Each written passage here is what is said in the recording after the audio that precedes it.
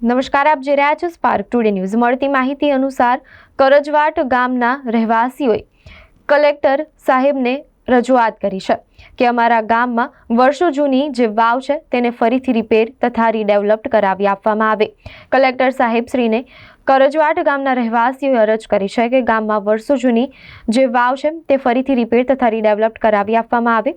ગામમાં રાજા મહારાજાના સમય દરમિયાનની આશરે 700 થી 800 વર્ષ જૂની વાવ બનેલ છે, જે ખંડેલની હાલતમાં હમણાં છે। તેની ઉપયોગ લોકોના કલ્યાણ માટે પૂર્વજોએ બનાવી હતી, પરંતુ અત્યારે જે હાલતમાં છે તે ખૂબ દુઃખની બાબત છે। ત્યારે ગામના રહેવાસીઓએ દુઃખ વ્યક્ત કર્યું હતું અને છોટાઉદેપુરના કલેક્ટર કચેરી ખાતે કલેક્ટર સાહેબને આ વાવને ફરીથી રિપેર અને રીડેવલપ્ડ કરી આપવા માટે અરજી કરી હતી। અમે વિવિધ સામાજિક કાર્યકર્તાઓ મળીને સેવાકીય પ્રવૃત્તિ કરતા હોઈએ છીએ। હવે મૂળ વતન મારું છોટાઉદેપુર છે, જેમાં જેતપુર તાલુકો આવેલો છે। ત્યાં મારું ગામ છે કરજવાટ। ત્યાં એક હેરિટેજ વાવ આવેલી છે। હવે 700-800 વર્ષ પહેલાં ત્યાં આગળ આ વાવનું કંઈક નિર્માણ થયું હશે। આંકડાકીય માહિતી હું શ્યોર નથી કરતો, પરંતુ એ વાવની અત્યારે જે સ્થિતિ છે એ ખૂબ દુઃખનીય બાબત છે, જેની અમને કલેક્ટર સાહેબશ્રીને રજૂઆત પણ કરેલી હતી। અને અત્યારે જે નવા કલેક્ટર સાહેબ જે આવ્યા છે એમનું તો સૌથી પહેલાં ખૂબ ખૂબ ધન્યવાદને વેલકમ કરીએ છીએ।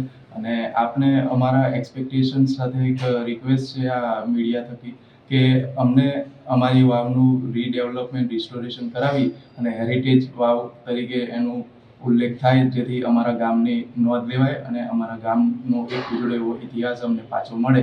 અને આ વાવમાં પાણી પણ છે અને એનું જે પાણી જે છે એ ઉપરના લેવલ સુધીનું છે।